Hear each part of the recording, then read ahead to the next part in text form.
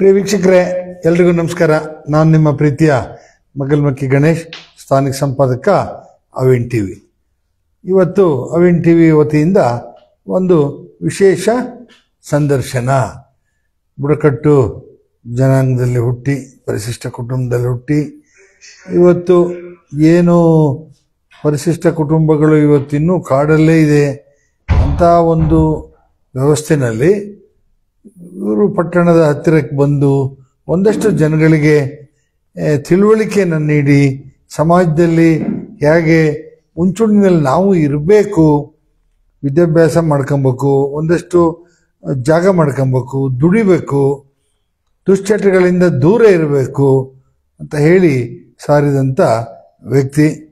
ಕಳೆದ 50 ವರ್ಷಗಳಿಂದನೂ ಕೂಡ ಒಂದಷ್ಟು ಸಮುದಾಯಕ್ಕಾಗಿ ಈ ಕೆಲಸ ಮಾಡಿದಂಥವ್ರು. ಲ್ಯಾಂಪ್ ಸೊಸೈಟಿಯ ರಾಜ್ಯ ಮತ್ತು ಜಿಲ್ಲೆ, ತಾಲೂಕು ಹೀಗೆ ಅಧ್ಯಕ್ಷರು, ನಿರ್ದೇಶಕರಾಗಿ ಕೆಲಸ ಮಾಡಿದಂಥವ್ರು ಇವತ್ತು ನಮ್ಮ ಸ್ಟುಡಿಯೋದಲ್ಲಿ ಇದ್ದಾರೆ.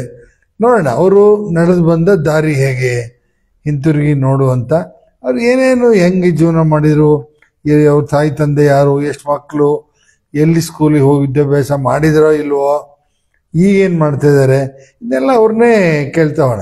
ನಮಸ್ಕಾರ ಸರ್. ನಮಸ್ಕಾರ. ತಮ್ಮ ಪೂರ್ಣ ಹೆಸರು? ಅವಿನ್ ಟಿವಿ ಅವರಿಗೆ ನನ್ನ ನಮಸ್ಕಾರಗಳು. ತಮ್ಮ ಪೂರ್ಣ ಹೆಸರು? ನನ್ನ ಪೂರ್ಣ ಹೆಸರು ಎಂ ದೇಜಪ್ಪ ಅಂತೇಳಿ. ಎಂ ಅಂದ್ರೆ? ಎಂ ಅಂದ್ರೆ ನಾನು ಹುಟ್ಟಿದ ಊರು ಹಾಸನ ಜಿಲ್ಲೆ, ಹಾಸನ, ಮಂಜರಾಬಾದ್ ತಾಲೂಕು. ಅಲ್ಲಿ ಒಂದು ಮಕ್ಕಿತಪಲ ಅನ್ನೋ ಗ್ರಾಮದಲ್ಲಿ ಹುಟ್ಟಿದವನು ಅಂತ. ನಮ್ಮ ಎಂತ ಊರು? ಮಕ್ಕಿತಪಲ ಅಂತೇಳಿ. ಮಕ್ಕಿತಪಲ್? ಮಕ್ಕಿತಪಲೆ. ಮಕ್ಕಿತಪಲ್ ಅಲ್ಲಿ ಹುಟ್ಟಿದವನು ನಾನು. ಅದು ನನಗೆ ಗೊತ್ತಿಲ್ಲ, ನಮ್ಮ ತಂದೆ ತಾಯಿಯವರು ಹೇಳ್ತಾ ಇದ್ರು. ನಿಮ್ಮ ತಂದೆ ಹೆಸರು? ಮುದ್ದಬೇಸ್ರಿ ಅಂತ. ತಾಯಿ ಚಿಂಗಮ್ಮ ಅಂತ. ಎಷ್ಟು ಜನ ಮಕ್ಕಳು ನಿಮ್ಮ ತಂದೆ ತಾಯಿಗೆ? ಒಟ್ಟಿಗೆ 9 ಜನ ಮಕ್ಕಳು.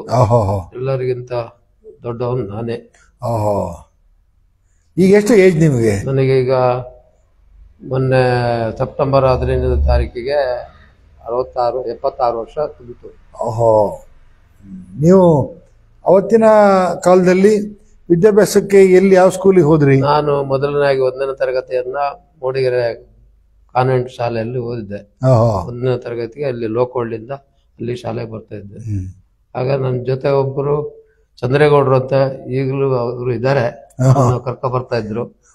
ಅವರು ಇಲ್ಲಿ ಒಂದು ಗ್ರಾಮ ಇದೆ ಇಲ್ಲಿ ಬಡವಣದಿಂದ ಬರ್ತಾ ಇದ್ರು. ಅವರು ಅಲ್ಲೇ ಇದ್ರು.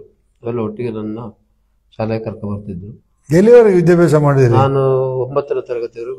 9ನೇ ತನಕ ಓದಿರಿ? 1ರಿಂದ 4ರವರೆಗೆ ಮೂಡಿಗೆರೆ ಕಾನ್ವೆಂಟ್ ಶಾಲೆಯಲ್ಲಿ. ಅಲ್ಲಿಂದ 4ರವರೆಗೆ ಆಂದಿಯಲ್ಲಿ 5, 6, 7 ತರಗತಿ. ಅಲ್ಲಿಂದ ಹೈಸ್ಕೂಲ್ಗೆ ಮೂಡಿಗೆರೆ ಇದೆ, ಹೈಸ್ಕೂಲ್ ಜೂನಿಯರ್ ಕಾಲೇಜ್ ಮೂಡಿಗೆರೆ. ನೀವು ಜೂನಿಯರ್ ಕಾಲೇಜಿನ ಹೈಸ್ಕೂಲ್ ವಿಭಾಗದಲ್ಲಿ ನೀವೊಬ್ರು ಹಳೆ ವಿದ್ಯಾರ್ಥಿ? ಹೌದು. ಹೌದು ಸರ್, ಈಗ ವಿದ್ಯಾಭ್ಯಾಸ ಮಾಡಿ ಅವತ್ತಿನ ಕಾಲದಲ್ಲಿ ಕನಿಷ್ಠ 50-55 ವರ್ಷಗಳ ಹಿಂದೆ ಅಂದ್ರೆ ಒಂದು ಮೀಸಲಾತಿನೂ ಇತ್ತು, ಮತ್ತೆ ಸರ್ಕಾರಿ ಕೆಲಸ ಸಿಗ್ತಿತ್ತು ಓದಿದ್ರೆ. ಖಾಸಗಿ ಕಂಪನಿಗಳ ಕೆಲಸ ಕಡಿಮೆ, ಆವಾಗ ಸರ್ಕಾರಿ ಕೆಲಸ ಸಿಗ್ತಿತ್ತು. ಯಾಕೆ ನೀವು ಒಂದು ಸರ್ಕಾರಿ ನೌಕರರ ಕಡೆ ಗಮನ ಕೊಡ್ಲಿಲ್ಲ? ಸರ್ಕಾರಿ ನೌಕರರ ಕಡೆ ಗಮನ ಕೊಡ್ಲಿಕ್ಕೆ ಅಂತಂದ್ರೆ ಅವಾಗ ನಮ್ಮ ಮನೆಯಲ್ಲಿ ಮಕ್ಕಳ ಪೈಕಿಯಲ್ಲಿ ನಾನೇ ಸ್ವಲ್ಪ ದೊಡ್ಡವನು. ಆಗ ನಮ್ಮ ತಂದೆ ತಾಯಿಗೆಲ್ಲ ಸ್ವಲ್ಪ ಕಷ್ಟ ಆಗ್ತಿತ್ತು ಓದಿಸಕ್ಕೆ ಮತ್ತೆ ಕೆಲ್ಸಕ್ಕೆ ಅಂತೇಳಿ. ನನಗೆ ಒಂದು 2 ಕಡೆಯಿಂದ ಪೋಸ್ಟ್ ಆಫೀಸಿನಿಂದ ಒಂದು ಬಂತು, ಮತ್ತೆ ಅರಣ್ಯ ಇಲಾಖೆಯಿಂದ ಒಂದು ಕೆಲಸಕ್ಕೆ ಅಂತೇಳಿ. ಮತ್ತೆ ಇವರು ನಮ್ಮ ತಂದೆ ತಾಯಿ ಅವರು ಕಳಿಸ್ಲಿಲ್ಲ. ಹಾಗಾಗಿ ನನ್ನ ಇದು ಇರ್ಲಿಲ್ಲ. ಅದು ಅಂದ್ರೆ ಕೂಲಿ ಮಾಡಕ್ ಹೋಗ್ತಿದ್ರ? ನೀವು ಕೆಲಸ ಮಾಡ್ತಿದ್ರಿ? ಕೆಲಸ ಮಾಡ್ತಾ ಇದ್ದೆ. ನೀವು ಅಲ್ಲಿ ಸಕಲೇಶ್ಪುರ ಊರು ಹೇಳಿದ್ರಲ್ಲ, ಹೌದು. ಅಲ್ಲಿಂದ ಮೂಡಿಗೆರೆಗೆ ಹೆಂಗ್ ಬಂದ್ರಿ? ಮೂಡಿಗೆರೆಗೆ ಅಂದ್ರೆ ನಮ್ಮ ತಂದೆ ತಾಯಿಯವರು ಅಗಲಟ್ಟಿ ಎಸ್ಟೇಟ್ ಅಂತ ಇತ್ತು, ಈಗಲೂ ಇದೆ ಅದು. ಅಲ್ಲಿಂದ ಬಿಟ್ಟು ಬಂದವರು ಮೂಡಿಗೆರೆ ಬಂದು ಇದು ಆಲ್ದೂರಿಗೆ, ಇವರು ಗುಡ್ದೂರು ಈರಪ್ಪ ಹಿರೇಗೌಡರು, ಗುಡ್ದೂರು ಹಿರೇಗೌಡರು ತೋಟಕ್ಕೆ ಹೋದ್ರು. ಅವನ್ನೆಲ್ಲ ತಂದೆ ತಾಯಿ ಎಲ್ಲ ಕರ್ಕೊಂಡು, ನಾವೆಲ್ಲ ಸಣ್ಣವರು ಕರ್ಕೊಂಡೋಗಿ ಅಲ್ಲಿಂದ ಬಂದವರು ಮೂಡಿಗೆರೆಗೆ ಬಂದು ಲೋಕಳ್ಳಿಯಲ್ಲಿ ಇದ್ವಿ. ಲೋಕಲ್ ಏನ್ ಬಾಡಿಗೆ ಮನೆಯನ್ನ? ಬಾಡಿಗೆ ಮನೆ ಎಲ್ಲ ದತ್ತೇಗೌಡರ ಅಣ್ಣ ಒಬ್ರು ಸುಮಿತ್ರೇಗೌಡರು ಅಂತ ಲೈನ್ ಅಲ್ಲಿ ಇದ್ವಿ, ಕೆಲಸ ಮಾಡ್ಕೊಂಡಿದ್ರು. ಅಲ್ಲಿಂದ ಕಡವಳ್ಳಿಗೆ ಬಂದ್ವಿ. ಕಡವಳ್ಳಿಯಿಂದ ಹಾಂದಿಗೆ ಹೋದ್ವಿ. ಹಾಂದಿಯಿಂದ ಅಲ್ಲೇ ಮನೆ ಕಟ್ಕೊಂಡು ಅಲ್ಲಲ್ಲಿದ್ವಿ. ಅಲ್ಲಿಂದ ನನಗೆ ಮದುವೆ ಎಲ್ಲ ಆಯ್ತು. ಮದುವೆ ಆದ್ಮೇಲೆ ನಾನು ಎಸ್ಟೇಟ್ ಎಲ್ಲ ಮನೆಯಿಂದ ನಾನು ಬೇರೆ ಲೈನಲ್ಲಿ ಗಂಡ ಹೆಂಡತಿ ಹೋದ್ವಿ. ಅಲ್ಲಿಂದ ಮತ್ತೆ ಹೀಗೆ ತೋಟ ಎಲ್ಲ ಸುತ್ಕೊಂಡು ಬಂದು ಈಗ ನಾವು ಇಲ್ಲಿ ಹೊಯ್ಸಳದಲ್ಲಿ ಮನೆ ಕಟ್ಕೊಂಡು ಅಲ್ಲಿ ಇದೀವಿ. ಈಗ ಸ್ವಂತ ಜಮೀನ್ ಮಾಡಿದಿರಿ? ಜಮೀನನ್ನು 3 ಎಕರೆ ಮಾಡಿದ್ವಿ. ಎಷ್ಟು ಜನ ಮಕ್ಕಳು ನಿಮಗೆ? ನನಗೆ 2 ಮಕ್ಕಳು, 2 ಗಂಡು ಮಕ್ಕಳೇ. ಏನ್ ಹೆಸರು ಅವ್ರದ್ದು? ದೊಡ್ಡ ಮಗನ ಹೆಸರು ಗೋಪಾಲ ಅಂತೇಳಿ, ಎರಡನೇ ಮಗನ ಹೆಸರು ಪ್ರಕಾಶ್ ಅಂತೇಳಿ. ಏನ್ ಮಾಡ್ತಾರ ಅವರು? ಅವನು ಗೋಪಾಲ ಒಂದು ವ್ಯಾನ್ ಇಟ್ಕೊಂಡು ಮಕ್ಕಳು ಟ್ರಿಪ್ ಮಾಡ್ತಾ ಇದ್ದ, ಅದರಲ್ಲಿ ಜೀವನ ಮಾಡ್ತಾ ಇದ್ದಾರೆ. ನಾವು ಅವರು ಒಟ್ಟಿಗೆ ಇದ್ವಿ. ಇನ್ನೊಬ್ಬ ಮಗ ಇವರು ಜಾರ್ಜ್ ಅವರ ಎಸ್ಟೇಟ್ ಅಲ್ಲಿ, ಚಂದ್ರಾಪುರ ಎಸ್ಟೇಟ್ ಅಲ್ಲಿ ರೈತರ ಕೆಲಸ ಮಾಡ್ತಾ ಇದ್ದಾರೆ. ನಿಮ್ಮ ಹೆಂಡತಿ ಹೆಸರೇನು? ಯಮುನಾ ಅಂತೇಳಿ. ಯಮುನಾ. ಹೌದು. ಈಗ ಆತರ ಕೂಲಿ ಮಾಡಿ ಜೀವನ ಮಾಡ್ತಿದ್ರಿ, ನಿಮ್ಮ ಜೀವನಕ್ಕೆ ನಿಮ್ಮ ಸಂಬಳ ಸರಿ ಆಗ್ತಾ ಇತ್ತು. ಒಂದು ಹೆಜ್ಜೆ ಮುಂದುವರೆದು ಒಂದು ಸಮುದಾಯಕ್ಕಾಗಿ, ಒಂದು ST ಜನಾಂಗದ ಅಭಿವೃದ್ಧಿಗಾಗಿ ಯಾಕೆ ಹೋರಾಟ ಮಾಡಕ್ ಹೊರಟ್ರಿ ಸರ್?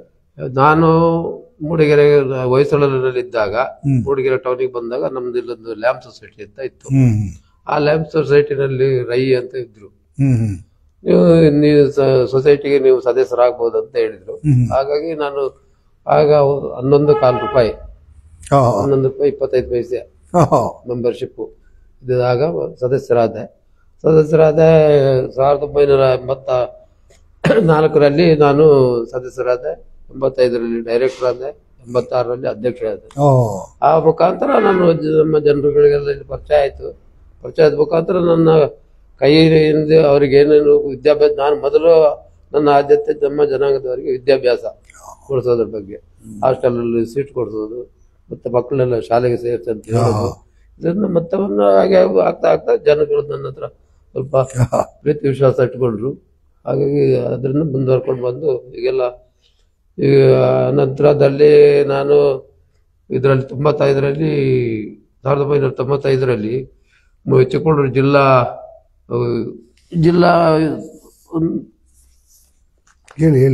ಜಿಲ್ಲಾ ಜೀತ ವಿಭಕ್ತ ಸಮಿತಿಯಲ್ಲಿ ಜಿಲ್ಲೆಯಲ್ಲಿ ಅದರಲ್ಲಿ ನಾನು ಒಂದು 3 ವರ್ಷ ಕಾರ್ಯನಿರ್ವಹಿಸಿದ್ದೀನಿ. ಆ ನಂತರದಲ್ಲಿ 2000 ಇಸ್ವಿಯಲ್ಲಿ ಫಾರಂ ನಂಬರ್ 53ಯಲ್ಲಿ ಸದಸ್ಯರಾದ ನೇಮಕ ಮಾಡಿದ್ರು. ಮೋಟಪ್ಪನವರು ಅದರಲ್ಲಿ ನೇಮಕ ಮಾಡಿದ್ರು, ಸದಸ್ಯರಾಗಿ ನೇಮಕ ಮಾಡಿದ್ರು. ಅದಕ್ಕಿಂತ ಮುಂಚೆ ನಾನು ಮೊದಲು 1977ರಲ್ಲಿ AITC ಅಂತೇಳಿ ಒಂದು ಕಮ್ಯುನಿಸ್ಟ್ ಪಕ್ಷ ಇತ್ತು, ಅದರಲ್ಲಿ ಕೆಲಸ ಮಾಡಿದ್ BG ನರಸಿಂಹಮೂರ್ತಿ ಅಂತೇಳಿ ಅವ್ರ ಜೊತೆ ಕೆಲಸ ಮಾಡಿದ್ದೀನಿ. ಅವಾಗ BK ಸುಂದರೇಶ್ ಅವರು ನಮ್ಮ ಜೊತೆ ಇದ್ರು. ಯಾಕೆ ಇದನ್ನ ನೆನಪಿಸ್ಕೊಳ್ತೀನಿ ಅಂದ್ರೆ, ಆವಾಗಿನ ಕಾಲದಲ್ಲಿ ಅವರು ಕಷ್ಟಪಟ್ಟು ವಿದ್ಯಾಭ್ಯಾಸ ಮಾಡಿದ್ರು ಕೂಡ. ಯಾರು BK ಸುಂದರೇಶ್ ಅವರು ನಮ್ಮ ಜೊತೆ ಕೆಲಸ ಮಾಡಿದ್ದಾರೆ. ನಾವು ಒಟ್ಟಿಗೆ ಸೇರ್ಕೊಂಡು ಒಂದು 3-4 ವರ್ಷ ಕೆಲಸ ಮಾಡಿದ್ವಿ, 77ರಿಂದ 85ರವರೆಗೆ. ಅನಂತರ ನಾನು ಸೊಸೈಟಿಯಲ್ಲಿ ಡೈರೆಕ್ಟರ್ ಆದೆ, ಅಧ್ಯಕ್ಷರಾದೆ. ಹೀಗೆ ಮುಂದುವರ್ಸ್ಕೊಂಡು ಬಂದು ಈಗ ನಾನು ಮಲೆನಾಡು ಬುಡಕಟ್ಟು ಬೆಳೆಗಾರರ ಸಂಘ ಅಂತೇಳಿ ಮಾಡಿದ್ದಾರೆ, ಸರ್ಕಾರದ ನೇಮಕ ಇದು ಮಾಡಿರೋದು. ಅದರಲ್ಲಿ ನಾನು ಈಗ ಅಧ್ಯಕ್ಷರಾಗಿ ಕಾರ್ಯನಿರ್ವಹಿಸ್ತಾ ಇದ್ದೀನಿ. ಅದು ಏನ್ ಕೆಲಸ ಅದ್ರದ್ದು ಅಂತಂದ್ರೆ, ನಮಗೆ ಕಾಫಿ ತೋಟದವರೆಲ್ಲ ಇದ್ದಾರೆ, ನಮ್ಮ ಸದಸ್ಯರು ಇದ್ದಾರೆ. ಆ ಸದಸ್ಯರಿಂದ ನಾವೆಲ್ಲ ಕಾಫಿ, ನಮ್ಮ ಒಂದು ಸಂಘಕ್ಕೆ ಒಂದು machine, pulper machine, huller machine ತಗೊಂಡಿದ್ದೀವಿ. ಅಲ್ಲಾರ್ ಮಿಷನ್ ಒಂದು ಕಡೆ ಇಟ್ಟಿದ್ದೀವಿ, ಒಂದು ಗೋಡನಲ್ಲಿ. ಅದರಲ್ಲಿ ಈ ವರ್ಷ, ಹೋದ ವರ್ಷ ಮಾಡ್ಲಿಲ್ಲ ನಾವು, ಈ ವರ್ಷ ಅಲ್ಲಾರ್ ಮಾಡ್ಲಿಕ್ಕೆಲ್ಲ ಅಲ್ಲಾರ್ ಮಾಡಿ ಅದನ್ನ ಬೀಜ ಅಲ್ಲಾರ್ ಮಾಡಿ ಮಾರಾಟ ಮಾಡೋದಕ್ಕೆ ಮಾಡ್ತೀವಿ.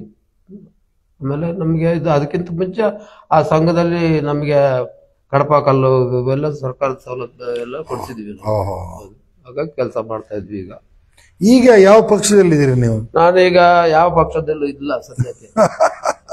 ಯಾಕೆಂದ್ರೆ ನಾನು 2016ರಲ್ಲಿ ಜಿಲ್ಲಾ ಪರಿಷತ್ ಚುನಾವಣೆ, ಜಿಲ್ಲಾ ಪರಿಷತ್ ತಾಲೂಕು ಪಂಚಾಯತಿ ಚುನಾವಣೆ ಬಂದಾಗ ಅದಕ್ಕೆ ಕಾಂಗ್ರೆಸ್ ಪಕ್ಷದಲ್ಲಿ ನನ್ನ ಸೊಸೆಗೆ ಟಿಕೆಟ್ ಕೇಳಿದಾಗ ಕೊಡ್ಲಿಲ್ಲ. ಆ ಸಮಯದಲ್ಲಿ ನಾನು ಏನ್ ಮಾಡ್ದಂದ್ರೆ, ನಾನು ರಿಸೈನ್ ಮಾಡಿದೆ ಪಾರ್ಟಿ ರಿಸೈನ್ ಮಾಡಿ. ನನಗೇನು ಬೇಜಾರಾಯ್ತು, ಬೇರೆ BJP ಅವರಿಗೆ ನಾನು ಓಪನ್ ಆಗಿ BJP ಅವರಿಗೆ ಬೆಂಬಲ ಕೊಡ್ತೀನಿ ಅಂತೇಳಿ ಇದು ಮಾಡಿ ನಾನು ಹೊರಗೆ ಬಂದೆ. ಅಲ್ಲಿಂದ ನಾನೀಗ ಯಾವ ಪಕ್ಷದಲ್ಲೂ ಇಲ್ಲ. ಜನರ ಜೊತೆ ಎಲ್ಲ ಪಕ್ಷದವರ ಹತ್ರ ವಿಶ್ವಾಸದಲ್ಲಿ. ಆ ನಂತರ ಈಗ ಲ್ಯಾಂಪ್ ಸೊಸೈಟಿಗೆ ಬಂದಾಗ ನೀವು ಇಲ್ಲಿ ತಾಲೂಕು ಅಧ್ಯಕ್ಷರಾದ್ರಿ. ಆಮೇಲೆ ನಿಮ್ದು ಸ್ಟೇಟ್ ಇನ್ನೇನಿದೆ, ಸ್ಟೇಟ್ ಇದೆಯಲ್ಲ ಅದು? ಸ್ಟೇಟ್ ಅದು ಫೆಡರೇಷನ್ ಅಂತ ಹೇಳಿ, ನಾನು ಅಲ್ಲಿ ಫೆಡರೇಷನ್ ಅಲ್ಲಿ ಇರ್ಲಿಲ್ಲ. ಫೆಡರೇಷನ್ ಬೇರೆಯವರು ಹೋದ್ರು, ಬೇರೆಯವ್ರು ನಾವು ಕಳಿಸಿದ್ವಿ. ಇದು ಲ್ಯಾಂಪ್ ಸೊಸೈಟಿ ಸ್ಥಾಪನೆ ಆಗಿದ್ದು ನಿಮ್ಮ ಕಾಲದಲ್ಲ ನಿಮಗಿಂತ ಹಿಂದೆನಾ? ನನಗಿಂತ ಹಿಂದೆನೆ, ನಾನು ಆಗೋದಕ್ಕಿಂತ ನಾನು 3ನೇ ಅಧ್ಯಕ್ಷರಾಗಿರೋದು. ಈ ರಾಜಮ್ಮ ಅಂತ ಗುಡ್ಡಟ್ಟಿ ರಾಜಮ್ಮ ಇದ್ರಲ್ಲ ಅವರು? ಹೌದು, ಅವರು 1994ರಿಂದ. ನೀವು ಆದ ನಂತರ ಅವರಾಗಿರೋದು? ನಾನಾದ ನಂತರನೇ ಆಗಿದೆ.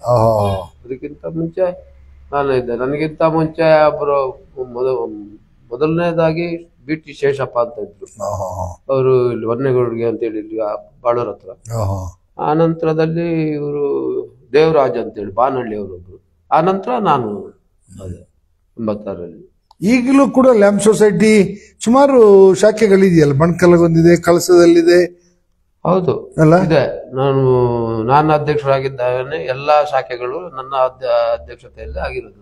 ಎಷ್ಟು ಶಾಖೆಗಳಿದೆ ಈಗ? ನಮ್ದು ಬಾಳೂರಲ್ಲಿದೆ, ಬಣಕಲ್ಲಲ್ಲಿದೆ, ಕಳಸಾದಲ್ಲಿದೆ, ಹೊರನಾಡಲ್ಲಿದೆ, ಸಂಸದಲ್ಲಿದೆ. ಇಷ್ಟು ಕಡೆ ಇದೆ. ಇದು ಇಲ್ಲೊಂದು 6 ಕಡೆ ಇದೆ. ಇದು ಹೆಡ್ ಆಫೀಸ್, ಇದು ಹೆಡ್ ಆಫೀಸ್. ಇದು ಮೊದಲು, ಆಮೇಲೆ ನಂತರದಲ್ಲಿ ಇದರಲ್ಲಿ ಆಲ್ದೂರ್ನಲ್ಲಿ ಒಂದು ಶಾಖೆ ತೆರೆದ್ವಿ. ಅಲ್ಲಿ ಮತ್ತೆ ಯಾರು ಇದು ಮಾಡ್ಲಿಲ್ಲ. ಮತ್ತೆ ಇದು ಗೋಣಿಬೀಡಲ್ಲಿ ಒಂದು ಶಾಖೆ ತೆಗೆದ್ವಿ. ಮತ್ತೆ ಅವರೆಲ್ಲ ಏನೆಲ್ಲ ಆಯ್ತು, ಅವರೆಲ್ಲ ಬಿಟ್ಟು ಮತ್ತೆ ಅಲ್ಲೆಲ್ಲ ಸ್ಟಾಪ್ ಮಾಡಿದ್ವಿ ನಾವು. ಈಗ ಲ್ಯಾಂಪ್ ಸೊಸೈಟಿ ಅಂದ್ರೆ ಅದ್ರ ಕೆಲಸ ಏನು? ಕೆಲಸ ಅಂದ್ರೆ ಅದ್ರ ಸೊಸೈಟಿ ಅಂತಂದ್ರೆ, ಸೊಸೈಟಿಯಲ್ಲಿ ಈಗ ಏನ್ ಮಾಡ್ತೇವೆ, ಲ್ಯಾಂಪ್ ಸೊಸೈಟಿ ಅಂತಂದ್ರೆ ಲಾರ್ಜ್ ಮಲ್ಟಿಪರ್ಪಸ್ ಕೋಆಪರೇಟಿವ್ ಸೊಸೈಟಿ ಅಂತ.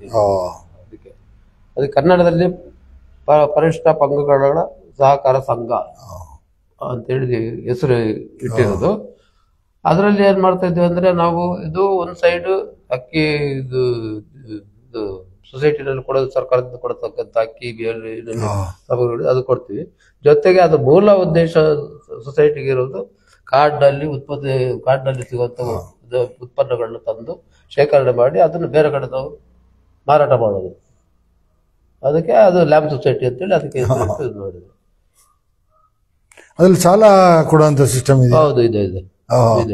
ಅಂದ್ರೆ ಈ ಪರಿಶಿಷ್ಟ ಜನಾಂಗದವ್ರಿಗೆ ಮಾತ್ರ, ಯಾರಲ್ಲಿ ಮೆಂಬರ್ ಆಗಿರ್ತಾರೆ, ಸದಸ್ಯರಾಗಿರ್ತಾರೆ ಅವರಿಗೆ ಮಾತ್ರ. ಮತ್ತೆ ಸದಸ್ಯರು ಆಗದಿದ್ದವರಿಗೆ ಇಲ್ಲ, ಕೊಡೋದಿಲ್ಲ. ಅಂದ್ರೆ ಬೇರೆ ಬೇರೆ ಸೊಸೈಟಿಗಳು ಇದೆಯಲ್ಲ, ಇದು ಪಕ್ಕ ನಿಮ್ಮದೇ ಆದಂತದ್ದು. ಹೌದು, ನಮ್ಮ ಜನಾಂಗಕ್ಕೆ ಸೀಮಿತ ಆಗಿರುತ್ತದೆ. ಟೋಟಲಿ ಎಲ್ಲ ನೋಡಿದ್ರೆ ಕೋಟ್ಯಾಂತರ ರೂಪಾಯಿ ಬಿಸ್ನೆಸ್ ವ್ಯವಹಾರ ಮಾಡ್ತೀವಿ. ಮತ್ತೆ ಅದರಲ್ಲಿ ನಾವು ಹಾಸ್ಟೆಲ್ಗಳಿಗೆಲ್ಲ ಫುಡ್ ಸಪ್ಲೈ ಮಾಡ್ತಿದ್ವಿ. ಈಗ ಅದನ್ನ ಸರ್ಕಾರ ನಿಲ್ಲಿಸಿದೆ. ಅದ್ರಲ್ಲಿ ಸ್ವಲ್ಪ ಸೊಸೈಟಿಗೆ ಅಂತ ಏನು ಲಾಭದಾಯಕ ಕಾಣ್ತಾ ಇಲ್ಲ. ಈಗ ಸೊಸೈಟಿ ಲಾಭದಾಯಕವಾಗಿ ಇದೆಯಾ? ಲಾಭದಾಯಕ ಇಲ್ಲ ಅಂದ್ರೆ ಅದನ್ನ ಒಬ್ಬನಿಗೆ ಜೊತೆಗೆ ನಾನೀಗ ಅದರಲ್ಲಿ ಬರೀ ಸದಸ್ಯರು ಮಾತ್ರ ಅಲ್ಲದೆ ನಾನು ನಿರ್ದೇಶಕರು ಅಲ್ಲ, ಅಧ್ಯಕ್ಷರು ಅಲ್ಲ. ಆಗ್ಲಿ, ಈಗ ಒಂದಂದ್ರೆ ಸುಮಾರು 6-7 ಜನ ನಿಮ್ಮ ಅಫಿಷಿಯಲ್ಲೇ ಇದಾರಲ್ಲ ಅದ್ರಲ್ಲಿ. ಹೌದು, ಅದ್ರಲ್ಲಿ ಕೆಲಸ ಮಾಡೋದ್ರೆ ಸಂಬಳ ಕೊಡ್ಬೇಕಲ್ಲ ಸರ್ಕಾರ, ನಮ್ಮ ಸೊಸೈಟಿ ಕೊಡುದು. ಹೌದು, ಪ್ರಾಫಿಟ್ ಬೇಕಲ್ಲ, ಪ್ರಾಫಿಟ್ ಬೇಕು. ಅದರಲ್ಲಿ ದುಡಿಬೇಕು. ಅಧ್ಯಕ್ಷರಾದವರು ಮಾತ್ರ ಅಲ್ಲ, ಎಲ್ಲರೂ ಅದಕ್ಕೆ ಸಹಕಾರ ಕೊಟ್ಟು ಏನೇನು ಹೊರಗಡೆಯಿಂದ ಬಿಸ್ನೆಸ್ ಮಾಡ್ತಾರೆ ಅಂತದೆಲ್ಲ ಮಾಡಿದ್ರೆ ಸೊಸೈಟಿ ಆಗ್ತದೆ. ಸ್ವಲ್ಪ ಎಲ್ಲದಕ್ಕೂ ಅಂತ ಇದೇನು ತೊಂದರೆ ಆಗೋದಿಲ್ಲ. ಆಮೇಲೆ ನಾನು ನಿಮ್ಮನ್ನು ಸುಮಾರು 40 ವರ್ಷದಿಂದ ನೋಡ್ತಾ ಇದ್ದೀನಿ. ಈಗ ಒಂದೇ ತರ ಯಾವಾಗ ನೋಡಿದ್ರು ಶೇವಿಂಗ್ ಮಾಡಿರ್ತೀರಿ, ವೈಟ್ ಅಂಡ್ ವೈಟ್ ಡ್ರೆಸ್ ಹಾಕಿರ್ತೀರಿ. ಏನು ಮರ್ಮ ಅದೇನು? ಅದು ನನಗೆ ನಾನು ಶಾಲೆ ಬಿಟ್ಟ ನಂತರ ನಾನು ಒಂದು ಪೈಜಾಮ್ ತಗೊಂಡೆ. ಪೈಜಾಮ್ ತಗೊಂಡು ಒಂದು 2 ಸಾರಿ ಹಾಕಿದೆ. ನನಗೆ ಯಾಕೋ ಅದು ಇಷ್ಟಲಿಲ್ಲ ಪೈಜಾಮ್. ಅಲ್ಲಿಂದ ಪ್ಯಾಂಟು ಪೈಜಾಮ್ ಇಲ್ಲ, ಯಾವ್ದು ಬೇಡ ಅಂತೇಳಿ ನಾನು ಪಂಚೆ ಹಾಗಾಗಿ ನನ್ನ ಇದೇ ಒಂದು ಡ್ರೆಸ್ ಆಗೋದು. ನಿಮ್ ತಂದೆನೂ ಪಂಚನೆ ಆಗ್ಬಿಡ್ತಿದ್ರ? ಹೌದೌದು. ಅಂದ್ರೆ ಈಗ ನೀವೀಗ ಒಂದಷ್ಟು ಕೃಷಿ ಮಾಡ್ತಾ, ಒಂದಷ್ಟು ಸಾರ್ವಜನಿಕ ಕೆಲಸ ಮಾಡ್ತಾ ಇದ್ದೀರಿ. ಯಾವುದೇ ಪಕ್ಷ ಇಲ್ಲ, ಏನಿಲ್ಲ. ಈಗ ನಿಮ್ಗೀಗ ಅನ್ಸಲ್ವಾ, ನಾನು ಮೂಡಿಗೆರೆಗೆ ಬಂದೆ, ಫಸ್ಟ್ ಲೋಕೋಳಿಗೆ ಬಂದು ಹಾಂದಿಗೆ ಬಂದು ಎಲ್ಲ ಇಲ್ಲೇ ಎಲ್ಲರೂ ಜಮೀನು ಮಾಡಿ ನಾನು ಒಂದು 10-20 ಎಕರೆ ಜಾಗ ಮಾಡ್ಬೋದಿತ್ತು, ಅಷ್ಟು ದೂರಕ್ಕೆ ಹೋಗ್ಬಿಟ್ಟೆ, ನನಗೆ ಈ ಹೋರಾಟ ಇದೆಲ್ಲ ಬೇಡದಿತ್ತು ಅಂತ ಅನ್ಸಿಲ್ಲ. ಈಗ ಅನ್ನಿಸ್ತಾ ಇದ್ದೆ. ಆದ್ರೆ ಈಗ ಅನ್ಸ್ತಾ ಇದೆ. ಆದ್ರೆ ಆ ಸಮಯದಲ್ಲಿ ನಮಗೆ ಎಲ್ಲೂ ಅವಕಾಶಗಳು ಸಿಗಲಿಲ್ಲ. ಅಂದ್ರೆ ಜಾಗ ಇಲ್ಲ, ಸರ್ಕಾರಿ ಜಾಗ ಎಲ್ಲ ಎಲ್ಲ ಒತ್ತುವರಿ ಮಾಡ್ಕೊಂಡು ಎಲ್ಲ ಮುಗಿದೋಗಿದೆ. ನಾವ್ ಇಲ್ಲಿಗೆ ಬರುವಾಗ ಆಂಧ್ರಲ್ಲಿದ್ದಾಗ ನಮ್ಮ ತಂದೆ ಸ್ವಲ್ಪ ಒಂದು 3 ಎಕರೆ ಜಾಗ ಮಾಡ್ಕೊಂಡ್ರು, ಮತ್ತೆ 1 ಎಕರೆ ಗದ್ದೆ ತಗೊಂಡ್ರು. ಅಲ್ಲಿ ಅದೆಲ್ಲ ನನ್ನ ತಮ್ಮದ್ರೆಲ್ಲ ಸುಮಾರು ನಾನು 8 ಜನ, ನಾನು ಸೇರಿ 9ನೇ. ನನ್ನ ತಮ್ಮದ್ರು 4 ಜನ, ತಂಗಿದ್ರು 4 ಜನ, ತಮ್ಮದ್ರು 5 ಜನ, ನಾನು ಸೇರಿ ಒಟ್ಟು 9 ಜನ. ಈಗ ಇಬ್ರು ಮಕ್ಕಳು ದುಡಿತಾ ಇದಾರೆ. ಇಬ್ರು ಮಕ್ಕಳಿಗೆ ಮದುವೆ ಆಗಿದೆಯಾ? ಮದುವೆ ಆಗಿ ಮಕ್ಕಳೆಲ್ಲ ಓದ್ತಾ ಇದಾರೆ. ಒಬ್ಬ ಮಗ ನಿಮ್ ಜೊತೆ ಇದಾರೆ. ಹೌದೌದು. ಈಗ ಒಂದ್ ಅಂದ್ಕೊಂಡಂಗೆ ನಿಮಗೆ 66 ವರ್ಷ ಅಂದ್ರೆ ಸುಮಾರು 16 ವರ್ಷದ 76 ವರ್ಷ ಅಂದ್ರೆ ಸುಮಾರು 16 ವರ್ಷದಲ್ಲೇ ನಿಮ್ಗೆ ಒಂದಷ್ಟು ಹೋರಾಟ ಮಾಡೋ ಮನೋಭಾವ, ಒಂದಷ್ಟು ನ್ಯಾಯ ದೊರಕಿಸ್ಕೊಡ್ಬೇಕು ಅಂತೆಲ್ಲ ಇರುತ್ತೆ. 9ನೇ ಕ್ಲಾಸ್ ಅಂದ್ರೆ 9, 6, 14 ಹೈಸ್ಕೂಲ್ ಮುಗಿದ ತಕ್ಷಣನೇ ನಿಮ್ಗೆ ಆ ಹೋರಾಟದ ಮನೋಭಾವ ಬಂದಿರ್ತದೆ. ಅಲ್ಲಿ 60 ವರ್ಷಗಳ ಈ ಸುದೀರ್ಘ ಜೀವನದಲ್ಲಿ ರಾಜಕಾರಣ ಇರ್ಬೋದು, ಹೋರಾಟ ಇರ್ಬೋದು, ಎಲ್ಲದನ್ನು ನೋಡ್ಕೊ ಬಂದಂತ ಅಲ್ವಾ? ಈಗ ಅದನ್ನೆಲ್ಲ ಮರ್ತು ಬಿಟ್ಟಿದೀವಿ ನಾವು ಅಲ್ವಾ? ಅಂದ್ರೆ ಅದನ್ನ ನೆನ್ಸ್ಕೊಂಡ್ರೆ ಮತ್ತೆ ಪುನಃ ನಮಗೆ ಪ್ರಯೋಜನ ಆಗುದಿಲ್ಲ. ಹೆಂಗನಿಸ್ತದೆ ಅವತ್ತಿನ ಜೀವನಕ್ಕೂ ಇವತ್ತಿನ ಜೀವನಕ್ಕೂ? ಇವತ್ತಿನ ಜೀವನಕ್ಕೂ ಅವತ್ತಿನ ಕಾಲದ ಘಟ್ಟದಲ್ಲಿ ಏನು ಸ್ವಲ್ಪ ದುಡ್ಡಿನ ತಿನ್ನೋದಕ್ಕೆ ಸ್ವಲ್ಪ ಕೊರತೆ ಇದ್ರು ಕೂಡ ಅವತ್ತಿನ ಕಾಲಘಟ್ಟಕ್ಕೆ ಇದ್ದಕ್ಕೂ ಈಗಿನ ಕಾಲಘಟ್ಟಕ್ಕೂ ಭಾರಿ ವ್ಯತ್ಯಾಸ ಇದೆ. ಈಗಿನ ಕಾಲಘಟ್ಟದಲ್ಲಿ ಈಗ ನಾವು ನೋಡ್ತಾ ಇದ್ವಿ, ನಾವೇನು ಅದನ್ನ ಹೇಳ್ಬೇಕಾಗಿಲ್ಲ. ಟಿವಿನಲ್ಲಿ ನೋಡ್ತೀವಿ, ಟೌನಿಗೆ ಬಂದಾಗ ಟೌನ್ಗಳಲ್ಲೆಲ್ಲ ನೋಡ್ತೀವಿ, ಹೆಚ್ಚಿನ ಜನ ಯುವಕರು ಆಗಿದ್ದಾರೆ, ಸಾಧಾರಣ ವಯಸ್ಸಿನವರು ಆಗಿದ್ದಾರೆ. ಈಗೆಲ್ಲ ನಾವು ನೋಡುವಂಥದ್ದು, ದಿನನಿತ್ಯ ನೋಡುವಂಥದ್ದು ಅಲ್ವಾ? ನೀವೀಗ ತುಳುಕೂಟ ಅಧ್ಯಕ್ಷರಾಗಿದ್ದೆ. ತುಳುಕೂಟ 2013ರಲ್ಲಿ ಅಧ್ಯಕ್ಷರಾಗಿದ್ದೆ. ಆನಂತರ ಈಗಲೂ ಅದರಲ್ಲಿ ಸದಸ್ಯರಾಗಿದ್ದೆ. ಹೌದಾ? ಹಾಗಾಗಿ ಒಂದಷ್ಟು ತುಳು ಭಾಷೆಯ ಬಗ್ಗೆ ಒಂದಷ್ಟು ಅಭಿಮಾನ ಇದೆ ನಿಮ್ಗೆ. ಮತ್ತೆ ಬೇರೆ ಪರಿಶಿಷ್ಟ ಜನಾಂಗದ ನಮ್ಮ ಭಾಷೆನೇ ಅದಲ್ವಾ, ನಾವು ಮಾತೃಭಾಷೆನೇ ತುಳು ಭಾಷೆ. ಹೌದು. ಕನ್ನಡ ಕಲ್ತಿದ್ದು ಶಾಲೆಗೆ ಹೋದ್ ಮತ್ತೆ ಈಗ ಕನ್ನಡ, ಆದ್ರೆ ನಮ್ಮ ತಂದೆಗೆ ಸರಿಯಾಗಿ ಕನ್ನಡನೇ ಬರ್ತದೆ. ಹೌದು. ಈಗ ಏನು ಲ್ಯಾಂಪ್ ಸೊಸೈಟಿ ಅಧ್ಯಕ್ಷರಾಗಿ ಈಗ ಹೊರಗಡೆ ಇದ್ದೀರಿ. ಆದ್ರೆ ಇವತ್ತು ನಿಮ್ಗೊಂದು ಕನಸಿದೆ, ಈ ಲ್ಯಾಂಪ್ ಸೊಸೈಟಿ ಇಂಥದೊಂದು ಕೆಲಸ ಮಾಡಬೇಕು, ಅಥವಾ ನಾನು ಅಧ್ಯಕ್ಷ ಆದಾಗ ಆಗಿಲ್ಲ, ಬಾಕಿ ಇದೆ, ಇಂಥದೊಂದು ಕೆಲಸ ಆಗ್ಬೇಕು ಅನ್ನೋ ಕೊರಗೆ ಏನಾದ್ರು ಇದೆಯಾ? ಇದೆ ಇದೆ ಇದೆ. ಯಾಕಂತಂದ್ರೆ ಮೊನ್ನೆಯಿಂದ ಈಗ 1 ವಾರದಿಂದ ನನಗೆ ಈ ಸೊಸೈಟಿನಲ್ಲಿ ಇರೋ ಒಂದು ಬಿಲ್ಡಿಂಗ್ ಅಷ್ಟೇ, ಅದಕ್ಕಿಂತ ಮುಂಚೆನೂ ನಾನು ಅಧ್ಯಕ್ಷ ಆಗಿದ್ದಾಗಲೂ ಕೂಡ ಟೌನ್ ನಾವು ಇರೋದ್ರಿಂದ ಟೌನ್ ಅಲ್ಲಿ ಎಲ್ಲಾದ್ರೂ ಒಂದು ಸೈಟ್ ಮಾಡೋಣ, ಸೈಟ್ ಮಾಡಿದ್ರೆ ಎಲ್ಲದಕ್ಕೂ ಅನುಕೂಲ ಆಗುತ್ತದೆ ಅಂತ ಹೇಳ್ದೆ. ಆದ್ರೆ ಈಗ ಅದು ಈಗ ಮಾಡ್ಲಿಕ್ಕೆ ಆಗದಿದ್ರು ಈಗ ನನಗೆ ಅನಿಸ್ತದೆ. ಯಾಕಂತಂದ್ರೆ ಒಂದು ಲ್ಯಾಂಪ್ ಸೊಸೈಟಿ ಇರುವಾಗ ಒಂದು ಬಿಲ್ಡಿಂಗ್ ಚಿಕ್ಕದಾಯ್ತು, ಹೊರಗಡೆ ಒಂದು ಸೈಟ್ ಎಲ್ಲ ತಗೊಂಡು ಹೊರಗಡೆ ಇದು ಮಾಡಿ ಬಿಲ್ಡಿಂಗ್ ಮಾಡ್ತಾನ ಅಂತ ಹೇಳಿ ನನ್ನ ಮೊನ್ನೆ. ಅಲ್ಲ, ಈಗೆಲ್ಲ ಆಫೀಸಿಗೆ ನಿಮ್ ಗೋಡನ್ಗೆಲ್ಲ ಸಾಕಾಗ್ತದಲ್ಲ? ಅದು ಸಾಕಾಗ್ತದೆ. ಬೇರೆ ಒಂದು ಕಡೆ ಒಂದು ಆಸ್ತಿ ಆಗ್ತದಲ್ಲ, ನಮ್ಮ ಸೊಸೈಟಿ ಒಂದು ಆಸ್ತಿ ಆಗ್ತದಲ್ಲ. ಈಗ ನಾವೊಂದು ಮಾಡಿಟ್ರೆ ನಾವಾಗ್ಲಿ ಈಗಿನ ಅಧ್ಯಕ್ಷರಾಗ್ಲಿ ಯಾರೇ ಆಗ್ಲಿ ಒಂದು ಸೊಸೈಟಿಗೆ ಅಂತೂ ನಾವು ಹೇಗೆ ನಮ್ಮ ಕುಟುಂಬಕ್ಕೆ ಒಂದು ಆಸ್ತಿ ಮಾಡಿಟ್ರೆ, ಹಾಗೇನೆ ಇದು ನಮ್ಮ ಏನಾದ್ರು ಒಂದು ಆಸ್ತಿ ಮಾಡಿಟ್ರೆ ಅದು ನಮ್ಮ ಜನಾಂಗದವರಿಗೆ ಸಮುದಾಯಕ್ಕೆ ಆಗ್ತದಲ್ಲ, ಮುಂದಿನ ಜನಾಂಗಕ್ಕೆ ಆಗ್ತದೆ. ಮುಂದೆ ಜನಸಂಖ್ಯೆ ಆಧಾರದ ಮೇಲೆ ಆದಾಗ ಆಟೋಮೆಟಿಕ್ ಆಗಿ ಬೇಕಾಗ್ತದೆ. ಈಗ ಕೆಲವು ಜಾತಿ ಸಂಘಟನೆಗಳು ತುಂಬಾ ಇದಾವೆ, ಅವ್ರವ್ರ ಜಾತಿಯವರಿಗೆ ವಿದ್ಯಾಭ್ಯಾಸಕ್ಕೆ ಸಪೋರ್ಟ್ ಮಾಡೋಂಥದ್ದು ಅಂತ. ನಿಮ್ಮಲ್ಲಿ ಏನ್ ಶೆಡ್ಯೂಲ್ಡ್ ಟ್ರೈಬ್ಸ್ ಅಂತಿದ್ದಾರೆ, ಅದರಲ್ಲಿ ವಿದ್ಯಾಭ್ಯಾಸ ಮಾಡ್ತಕ್ಕಂಥ ವಿದ್ಯಾರ್ಥಿಗಳಿಗೆ ನಿಮ್ಮ ಲ್ಯಾಂಪ್ ಸೊಸೈಟಿ ಕಡೆಯಿಂದ ಏನಾದ್ರು ಗೌರವಧನ ಈ ತರ ಕೊಡೋದಿದೆಯಾ? ಹೌದು, ಕೊಡ್ತಾ ಇದ್ವಿ. ಪ್ರತಿ ವರ್ಷನೂ ಕೊಡ್ತಾ ಇದ್ವಿ.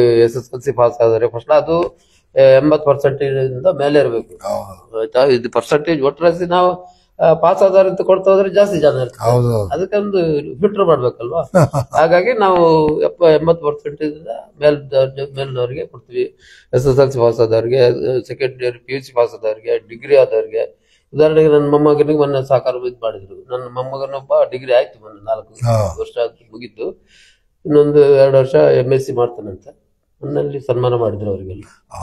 ಅದಕ್ಕಿಂತ ಹಿಂದೇನು ನನ್ನ ಇನ್ನೊಬ್ಬಳು ಎರಡನೇ ಮಗನ ಮಗಳಿಗೂ ಸೆಕೆಂಡ್ ಇಯರ್ PUC 98% ಮಾರ್ಕ್ಸ್ ಅವಳಿಗೂ ಸನ್ಮಾನ ಮಾಡಿದ್ರು.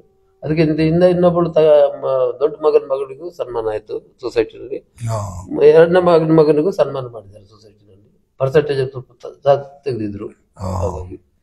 ಹಾಗೆ ನಮ್ಮ ಸಮುದಾಯದವ್ರಿಗೆ ಯಾರು ನಾವು ಅದರಲ್ಲಿ ಅಸಲರು, ಬೇದ, ಮಲಕುಡಿಯ, ಇವರು ಗೌಡಲು, ಯಾರು ನಮ್ಮ ಗಿರಿಜನರಿಗೆ ಸಂಬಂಧಪಟ್ಟ ಸಮುದಾಯವರು ಯಾರ್ಯಾರಿದ್ದಾರೆ ಅವ್ರಿಗೆ ಮಕ್ಕಳಿಗೆ ಅವಶ್ಯಕ ಇದು ಸಿಗುತ್ತಾ ಇದೆಲ್ಲ ಸೌಲಭ್ಯ. ಅದು ಜಾಸ್ತಿ ಆ ಥರ ನೀವು ಹೇಳಿದ್ರಲ್ಲ, ಮಲೆಕುಡಿಯ, ಗೌಡಲು, ಇದೆಲ್ಲ ಪಶ್ಚಿಮ ಘಟ್ಟಗಳಲ್ಲೇ ಜಾಸ್ತಿ ಇರೋದು. ಕೊಪ್ಪ, ಶೃಂಗೇರಿ, ಎನ್ಆರ್ಪುರ, ಕಳಸ ಆ ಭಾಗದಲ್ಲಿ ಜಾಸ್ತಿ ಇದಾರಲ್ಲ. ಮತ್ತೆ ಲ್ಯಾಂಪ್ ಸೊಸೈಟಿ ಇನ್ನು ಏನ್ ಮಾಡ್ಬೇಕು ಅಂತ ಯೋಚನೆ ಮಾಡ್ತೀರಿ ನೀವು? ನಂದು ಅದು ಅದೊಂದು ಬಿಲ್ಡಿಂಗ್ ಕಟ್ಟಬೇಕಿತ್ತು. ಬಿಲ್ಡಿಂಗ್ ಮುಗೀತು. ಇನ್ನೇನಾದ್ರೂ ನಮ್ಮ ಸೊಸೈಟಿಯಲ್ಲಿ ನಮ್ಮ ಜನಾಂಗದವ್ರಿಗೆ ಏನಾದ್ರೂ ಅದು ಪ್ರಯೋಜನ ಆಗ್ಬೇಕು ಅಂತದೇನಾದ್ರು ಮಾಡೋಣ ಅಂತ ಯೋಚನೆ ಮಾಡ್ತಾ ಇದ್ವಿ. ಮಾಡಿ ಈಗಿರೋ ಅಧ್ಯಕ್ಷರು, ನಿರ್ದೇಶಕರು, ಕಾರ್ಯದರ್ಶಿಯವ್ರ ಹತ್ರ ಮಾತಾಡೋಣ ಅಂತ ಇದು. ಅದು ಸರ್ಕಾರದಿಂದ ಏನಾದ್ರು ಸಹಾಯಧನ ಬರುತ್ತಾ ಸೊಸೈಟಿಗೆ? ಸರ್ಕಾರದಿಂದ ಈಗ ಸೊಸೈಟಿಗೆ ಯಾವ್ದು ಸಹಾಯಧನ ಬರೋದಿಲ್ಲ. ಯಾಕಂದ್ರೆ ಬಿಲ್ಡಿಂಗ್ ಕಟ್ಟುವಾಗ ಅದಕ್ಕೊಂದು ಇಷ್ಟೊಂದು ದುಡ್ಡು ಕೊಡ್ತಾರೆ. ಆ ದುಡ್ಡಲ್ಲಿ ಸ್ವಲ್ಪ ಇಷ್ಟು ಕಟ್ಟಬೇಕು, ಇಷ್ಟು ಸೊಸೈಟಿಗೆ, ಆತರ. ಅದನ್ನು ಸಹಾಯಧನದ ಮುಖಾಂತರನೇ ಬರೋದು. ನಾನಿದ್ದಾಗ ಲ್ಯಾಂಪ್ ಸೊಸೈಟಿ ಎಲ್ಲ ಬ್ರಾಂಚ್ ಆಯ್ತು, ಬಿಲ್ಡಿಂಗ್ ಬಣ್ಕಲ್ಲಲ್ಲಿ ಆಯ್ತು, ಆಮೇಲೆ ಕಳಸ, ಬಾಡೂರಲ್ಲಿ ಆಗಿದೆ, ತುಂಬಾ ಕಡೆಗೆ ಆಗಿದೆ. ನಾವು ಅಧ್ಯಕ್ಷ ಆಗಿದ್ದಾಗ ನಾವು ಆಗ ಇವರು ರೈ ಅಂತ ಇದ್ರು, ಅವರು ಇದು ರಿಟೈರ್ಡ್ ಆದ್ರು 2017ರಲ್ಲಿ ರಿಟೈರ್ಡ್ ಆದ್ರು. ಆಮೇಲೆ ಅದರಲ್ಲಿ ಕಾರ್ಯದರ್ಶಿಯಾಗಿ ದುಡ್ದವರು ಸಂಘದ ಪರವಾಗಿ ಒಳ್ಳೆ ಕೆಲಸಗಳು ಮಾಡಿದ್ದಾರೆ. ನಾವು ಬರೀ ತಮ್ಮದನ್ನ ಹೇಳ್ದ, ಅವ್ರ ಕಾರ್ಯದರ್ಶಿಗಳು ಇದ್ರೆ ಮಾತ್ರ ನಮ್ಮ ಸಹಕಾರ ಸಂಘ ಯಾವ್ದೇ ಸಹಕಾರ ಸಂಘ ಇರ್ಬೋದು ಅಲ್ವಾ? ಯಾಕಂದ್ರೆ ಹಣಕಾಸು ಎಲ್ಲ ಅವ್ರ ಕೈಲಿ ಇರುತ್ತಲ್ಲ. ಹೌದೌದು. ಹಾಗಾಗಿ ಓಕೆ. ಈಗ ಹೇಳಿ. ಜಿಲ್ಲಾ ಸಹಕಾರ ಯೂನಿಯನ್ ಅಂತ ಒಂದಿದೆ, ಈಗಲೂ ಇದೆ. ಅದರಲ್ಲಿ ಮಂಜುನಾಥ್ ಅಂತೇಳಿ ತೀರ್ಥಹಳ್ಳಿ ಅವರೊಬ್ರು ಇದ್ರು. ಅವರು ಫೀಲ್ಡ್ ಆಫೀಸರ್ ಆಗಿ ಅವರೆಲ್ಲ ಬರುವಾಗ ಅವರು ನಮಗೆಲ್ಲ ಟ್ರೈನಿಂಗ್ ಕೊಡಕ್ಕೆ ಬರ್ತಿದ್ರು. ನಾನು ಅವರನ್ನು ಸೈಕಲ್ ತೊಳ್ಕೊಂಡು ಹೋಗಿ ಹಳ್ಳಿಗೆ ಹೋಗಿ ನಮ್ಮವ್ರನ್ನೆಲ್ಲ ಒಟ್ಟುಗೂಡಿಸಿ ಅದನ್ನೊಂದು ತರಬೇತಿಯನ್ನು ಕೊಡಿಸ್ತಾ ಇದ್ವಿ ನಾವು.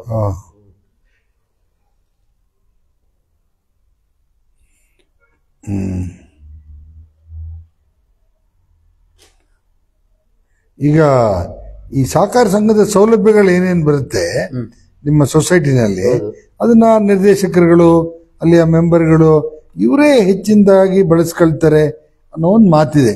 ಈಗ ಕಟ್ಟ ಕಡೆ ವ್ಯಕ್ತಿಗೆ ತಲುಪಲ್ಲ, ಆ ಡೈರೆಕ್ಟರ್ಗಳು, ಅಧ್ಯಕ್ಷರುಗಳೇ ಹಂಚ್ಕೊಳ್ತಾರೆ ಅಥವಾ ಏನಾದ್ರು ಒಂದು ಮಾಡ್ತಾರೆ ಅಂತ. ನಿಜನ? ಅಲ್ಲಲ್ಲ, ಅದು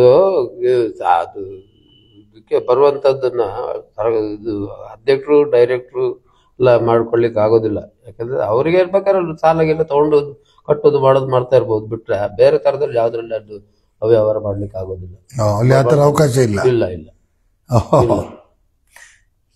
ಫೆಡರೇಷನ್ಗೆ ಯಾಕೆ ಹೋಗ್ಲಿಲ್ಲ ನೀವು?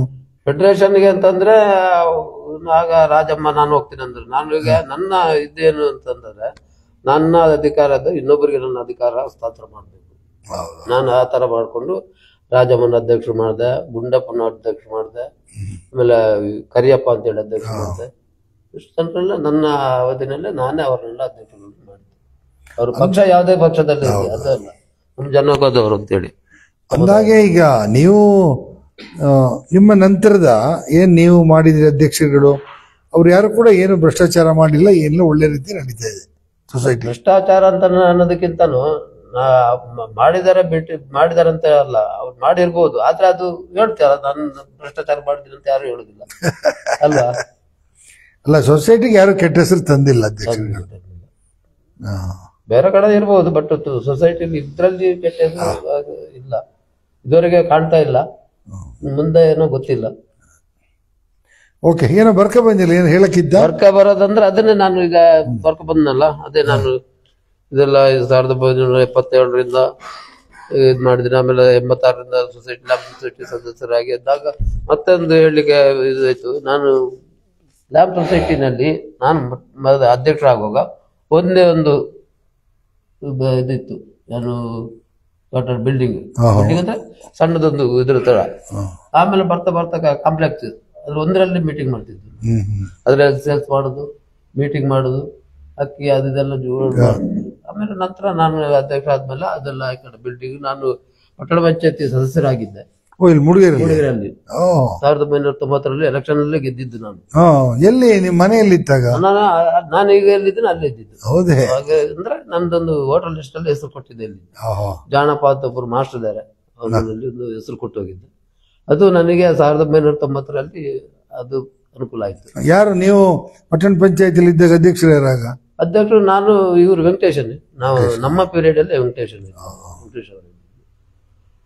ಆಗ ನಾನು ಸೊಸೈಟಿಗೆ ಒಂದು ಸ್ವಲ್ಪ ಅಲ್ಲಿ ನಮ್ಮ ಪಕ್ಕದಲ್ಲಿ ಈಗ ಆಫೀಸ್ ಮಾಡಿದ್ವಲ್ಲ, ಆಫೀಸ್ ಪಕ್ಕದಲ್ಲಿ ಒಂದು 25 ಅಡಿ ಜಾಗ ಇತ್ತು. ಅದನ್ನ ನಾನು ಮೀಟಿಂಗ್ ಅಲ್ಲಿ ಗಲಾಟೆ ಮಾಡಿ ನಮ್ಮ ಲ್ಯಾಂಪ್ ಸೊಸೈಟಿಗೆ ಅದನ್ನ ಅಡಿಕೆ ಇಷ್ಟು ಅಂತೇಳಿ ಪ್ರಾಯ ತಗೊಂಡು. ಈಗ ಒಂದು ಲ್ಯಾಂಪ್ ಸೊಸೈಟಿ ಆಯ್ತು, ಒಂದು ಪಟ್ಟಣ ಪಂಚಾಯತಿ. ಇನ್ನು ಯಾವ್ಯಾವ ಸಂಘ ಸಂಸ್ಥೆಗಳಲ್ಲಿ ಮೆಂಬರ್ ಆಗಿದ್ದೀರಿ, ಕೆಲಸ ಮಾಡಿದಿರಿ? ಇನ್ನು ನಾನು TAP ಸೊಸೈಟಿ ಮೆಂಬರ್ ಆಗಿದ್ದೀನಿ. ಯಾವ್ದ್ರಲ್ಲಿ? TAPCMS ಅಲ್ಲಿ. ಇದು ಗ್ರಾಮ ಪಂಚಾಯತಿ ತಾಲೂಕ್ ಪಂಚಾಯತ್ ಜಿಲ್ಲಾ ಪಂಚಾಯತ್ ಚುನಾವಣೆಗೆ ಹೋಗಲ್ಲ? ಇಲ್ಲ, ಅವಕಾಶ ಇರ್ಲಿಲ್ಲ ನಮಗೆ. ಅಲ್ಲಿ ನಿಮ್ಮ ಊರಲ್ಲೇ ಗ್ರಾಮ ಪಂಚಾಯತಿ ಮೆಂಬರ್ ಆಗಿ ನಿಲ್ಬೋದಂದ್ರೆ ನಾನು ಬೇರೆಯವ್ರ ನಿಲ್ಸಿ ಗೆಲ್ಸ್ಕೊಂಡಿದ್ವಿ. 93ರಲ್ಲಿ ಗ್ರಾಮ ಪಂಚಾಯತಿ ಅಂತ ಮಂಡಲ ಪಂಚಾಯತಿ ಹೋಗಿ ಗ್ರಾಮ ಪಂಚಾಯತಿ ಬಂದಾಗ ನಮ್ಮ ಮನೆಯವರ ತಮ್ಮನ ಹೆಂಡ್ತಿನ ಯಮುನಾ ಅಂತೇಳಿ ಅವ್ರನ್ನೊಬ್ಬರು ನಿಲ್ಸ್ಕೊಂಡು ಇನ್ನೊಬ್ಬರು ನಿಲ್ಸ್ಕೊಂಡು ಇಬ್ಬರು ಕ್ಯಾಂಡಿಡೇಟ್ಗಳನ್ನ ನಾನು ಗೆಲ್ಸ್ಕೊಂಡಿದ್ದೆ 93ರಲ್ಲಿ.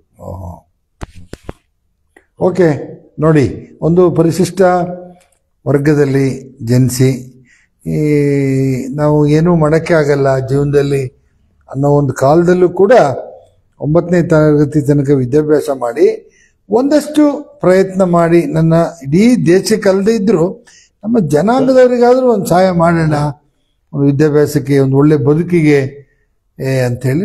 ನೋಡಿರಿ ದೇಜಪ್ಪ ಅವರು ವೈಟ್ ಆ್ಯಂಡ್ ವೈಟ್ ಯಾವಾಗಲೂ ಶೇವಿಂಗ್ ಮಾಡ್ಕೊಂತಾರೆ, ಸ್ವಂತವ್ರೆ ಬಿಳೆ ಬಟ್ಟೆನೇ ಹಾಕಿರ್ತಾರೆ. ಯಾಕಂದ್ರೆ ಅಷ್ಟು ಸುಲಭ ಅಲ್ಲ, ಬಿಳೆ ಬಟ್ಟೆ ಮೇಂಟೈನ್ ಮಾಡೋದು ಬಹಳ ಕಷ್ಟ ಅಂತಾರೆ. ಹಾಗೆ ಅಂತ ನನ್ನ ಹತ್ರ ಎಲ್ಲರೂ ಕೇಳ್ತಾರೆ, ಎಲ್ಲ ಬಟ್ಟೆ ನೋಡಿ ಮಾರ್ರೆ, ಅಲ್ಲಿ ಚುಕ್ಕೆ ಇಲ್ಲಿ ಚುಕ್ಕೆ, ಬಟ್ಟೆಲಿ ಏನು ಎಲ್ಲೂ ಒಂದು ಚುಕ್ಕೆ ಇಲ್ವಲ್ಲ ಅಂತ ಕೇಳ್ತಾರೆ. ಆಮೇಲೆ ನಮ್ಮ ಊರಿನಲ್ಲಿ ಒಬ್ರು ದುಗ್ಗೆ ಹೊಡ್ರು ಅಂತ ಇದ್ದಾರೆ, ತೀರೋದ್ರು. ಅವರು ಮಗ ಸುಧಾಕರ್ ಅಂತೇಳಿ, ಅಧ್ಯಕ್ಷ ನಮ್ಮ ಬಟ್ಟೆಲಿ ನೋಡಿ, ನಿಮ್ ಬಟ್ಟೆಲಿ ಒಂಚೂರು ಎಂದು ಕೊಳ ಇದು ಚುಕ್ಕಿ ಇಲ್ಲ ಅಂತ ಕೇಳ್ತಾ ಇದ್ರು. ಸುಮಾರು ಜನ ತರ ಕೇಳ್ತಾರೆ. ಆದ್ರೆ ಬಟ್ಟೆ ನಾವೇ ನಮ್ಮ ಬಟ್ಟೆನ ನಾನೇ ತೊಳ್ಕೊಳ್ಳೋದು, ನಾನೇ ಇದ್ ಮಾಡ್ಕೊಳ್ಳೋದು, ಬೇರೆ ಯಾರು ನಮ್ಮ ಮನೆಯವ್ರಿಗೆ ಯಾರು ಬಿಡೋದಿಲ್ಲ. ನಂದೇ ನನ್ನ ಬಟ್ಟೆಗಳನ್ನ ನಾನೇ ನಾನೇ ಮಾಡ್ಕೊಳ್ಳೋದು. ಕಟ್ಟಿಂಗ್ ಮಾಡಿಸುವಾಗ ಮಾತ್ರ ಸೇವಿಂಗ್ ಮಾಡ್ಕೊಂಡು ಹೋಗ್ತೀನಿ, ಬರೀ ಕಟ್ಟಿಂಗ್ ಬಂದು ಮಾಡ್ತಾರೆ. ಈಗ ಬಟ್ಟೆನ, ಈ ಬಿಳೆ ಬಟ್ಟೆನ ಶುದ್ಧವಾಗಿ ಇಟ್ಕೊಬೇಕಂದ್ರೆ ಹಾರ್ಟು ಅಷ್ಟೇ ಕ್ಲೀನ್ ಆಗಿರ್ಬೇಕಂತೆ. ಮನಸ್ಸು ಕ್ಲೀನ್ ಇದ್ದರೆ, ಪ್ರಾಮಾಣಿಕ ಆಗಿದ್ದರೆ ಮಾತ್ರ ಅವನು ಡ್ರೆಸ್ನ ಮೇಂಟೈನ್ ಮಾಡ್ಬೋದು. ಎಲ್ಲರಿಗೂ ಅದು ಸಾಧ್ಯ ಇಲ್ಲ. ಹಾಗೇನೆ ಒಂದು ಜನಸಂಖ್ಯೆ ಅವತ್ತಿನ ಕಾಲದಲ್ಲಿ ಕಡಿಮೆ ಇತ್ತು, ಇವತ್ತು ಪರವಾಗಿಲ್ಲ. ಒಂದಷ್ಟು ಚುನಾವಣೆ, ಸಂಘ ಸಂಸ್ಥೆ, ಅದು ಲ್ಯಾಂಪ್ ಸೊಸೈಟಿ ಅಂತಕ್ಕಂಥದ್ದು ಇವಾಗಲೂ ಇವ್ರು ಹೇಳೋ ಹಾಗೆ ಅಲ್ಲಿ ಏನು ಕಾರ್ಯದರ್ಶಿಗಳಾಗಿ ಕೆಲಸ ಮಾಡಿದ್ರು ಅವ್ರೆಲ್ಲರಿಗೂ ಜವಾಬ್ದಾರಿ ಇತ್ತು. ಬಹಳ ಅಚ್ಚುಕಟ್ಟಾಗಿ ಲ್ಯಾಂಪ್ ಸೊಸೈಟಿ ಅಂದ್ರೆ ಇವತ್ತು ಕೂಡ ಒಂದು ಹಾಲ್ ಬೇಕು, ಒಂದು ಫಂಕ್ಷನಿಗೆ ಅಂದ್ರೂ ಕೂಡ ಲ್ಯಾಂಪ್ ಸೊಸೈಟಿ ಅಂತಲೇ ಹೇಳ್ತೀವಿ. ಹಾಗಾಗಿ ತುಂಬಾ ಮಳಿಗೆಗಳನ್ನ ಮಾಡಿರೋಂಥದ್ದು. TAPCMSಗಿಂತ ಜಾಸ್ತಿ ಮಳಿಗೆಗಳನ್ನ ಇಟ್ಕೊಂಡದ್ದು ಇವತ್ತು ಕೂಡ. ಕೋಟ್ಯಾಂತರ ರೂಪಾಯಿ ವ್ಯವಹಾರವನ್ನು ಇವತ್ತು ಕೂಡ ಮಾಡ್ತೇವೆ. ದೇಜಪ್ಪರೇ, ಮೂಡಿಗೆರೆ ಜನಗಳಿಗೆ ಅಥವಾ ಇವತ್ತಿನ ಯುವಕರಿಗೆ ಏನು ರಾಜಕಾರಣ ಇರ್ಬೋದು, ವಿದ್ಯಾಭ್ಯಾಸ ಇರ್ಬೋದು, ದುಡಿಮೆ ಮಾಡೋದ್ರ ಬಗ್ಗೆ ಇರ್ಬೋದು, ಏನು ಹೇಳಕ್ಕೆ ಇಷ್ಟಪಡ್ತೀರಿ? ಇವತ್ತಿನ ಯುವಜನರಿಗೆ ನಾನು ಹೇಳಲಿಕ್ಕೆ ಇಷ್ಟಪಡೋದಂದ್ರೆ, ಇವತ್ತಿನ ಯಾವುದೇ ತರದಲ್ಲಿ ಯಾವುದೇ ರಾಜಕಾರಣ ಇರ್ಬೋದು, ಯಾರು ಒಂದು ನಿಷ್ಠಾವಂತ ಆಗಿರ್ಬೇಕು. ಯಾವುದೇ ಒಂದು ಸಂಘಟನೆ ಆಗಲಿ, ಯಾವುದೇ ಒಂದು ಕಾರ್ಯ ಮಾಡ್ಬೇಕು, ಸಂಘಟನೆ ಮಾಡುವಾಗಲೂ ಆ ಸಂಘಟನೆಗೆ ಒಂದು ಮಾಡುವಾಗ ಅದಕ್ಕೊಂದು ಆ ಸಂಘಟನೆಗೆ ಒಂದು ಗೌರವ ಸಿಗ್ಬೇಕು. ಆ ತರದ ಸಂಘಟನೆಗಳು ಮಾಡಬೇಕು ಅಂತೇಳಿ ನನ್ನ ಒಂದು ಅಭಿಪ್ರಾಯ. ಇವತ್ತು ನೋಡಿ, ಯಾವುದೇ ಕಚೇರಿಗಳಿಗೆ ಹೋದ್ರೆ ಈಗ ಪೋಸ್ಟ್ ಆಫೀಸ್ ಒಂದು ಬಿಟ್ರೆ ಇನ್ನೆಲ್ಲ ಕಡೆ ಲಂಚ ನಡೆಯುವಂಥದೆಯಾ. ಇನ್ನು ಒರಿಜಿನಲ್ ಅಂದ್ರೆ ಕೋಳಿಮಟ್ಟೆ ಎಳ್ನೀರು ಅಂತಾರೆ ಅಷ್ಟೇ, ಬಿಟ್ರೆ ಎಲ್ಲ ಡೂಪ್ಲಿಕೇಟ್ ವಸ್ತುಗಳೇ ಬಂದು ಹೋಗಿದೆ. ಹಾಗಾಗಿ ಇವತ್ತು ಮತ್ತೆ ವಾಪಸ್ಸು ನಿಮ್ಮ ಕಾಲಕ್ಕೆ ಹೋಗಿ ಬರೋಕ್ಕೆ ಕಷ್ಟ. ತೇಜಸ್ವಿ ಹೇಳಂಗೆ ಇದ್ದಿದ್ರಲ್ಲೇ ಹೊಂದ್ಕೊಂಡು ಹೋಗ್ಬೇಕು, ಇಲ್ಲ ತಬ್ಲಿಯಾಗಿರ್ಬೇಕು ಅಂತ ಹೇಳೋರು ಯಾವಾಗಲೂ.